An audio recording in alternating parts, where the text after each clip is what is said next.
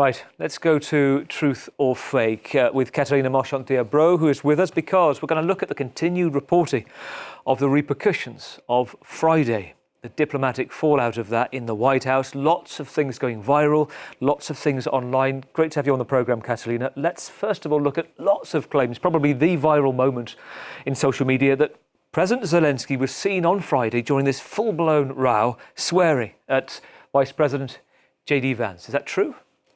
Well, Gavin, during this remarkably combative Oval Office meeting that took place on Friday, spectators and users on X believe that President Zelensky was caught swearing at U.S. Vice President JD Vance.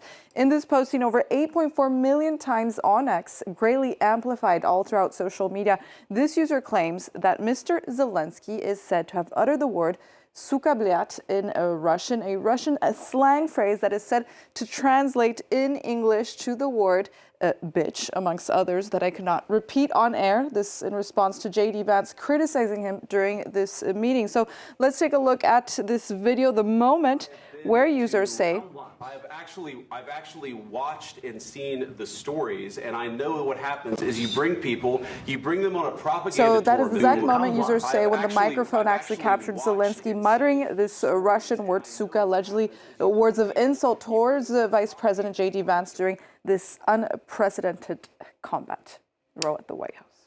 And what did he say? Do we know? Well, Gavin, it seems that general consensus coming from native Russian speakers is that President Zelensky did not directly insult JD Vance. One user who has a degree in Russian philology says that this word, yes, it translates to the word bitch, but only when used as a noun, so when referring to a person, place, or thing.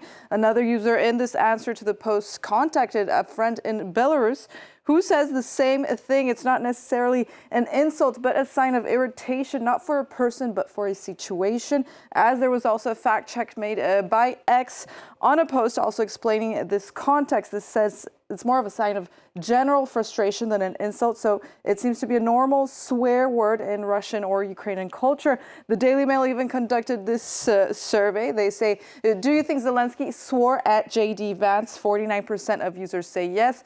29% of users say no, and 22% remain unsure. So even though it does seem that President Zelensky was not swearing directly at JD Vance, we will actually never fully know what or who he was directing this insult to.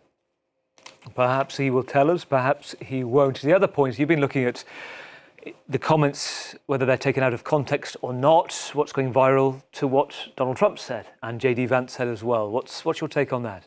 Exactly. During this heated exchange, JD Vance told Ukrainian President Zelensky that he was not sufficiently thankful. We've been hearing this a lot. This narrative saying the exact words, have you said thank you once during this entire meeting? As President Donald Trump also added on to a bit later, he says, you don't have the cards. If we're out, you'll fight it out. I don't think it's going to be pretty, but you'll fight it out. But you don't have the cards. But once we sign that deal, you're in a much better position. But you're not acting at all thankful. So as you heard, he says you don't have the cards, you're not acting at all thankful. Well, after President Zelensky left the White House on Friday, he wrote on X, "Thank you, America. Thank you for your support. Thank you for this visit." He also thanks POTUS, the Congress, and American people. But this is not the only time. It's worth noting that President Zelensky has thanked the United States on numerous occasions since Russia launched its full-scale invasion in 2022.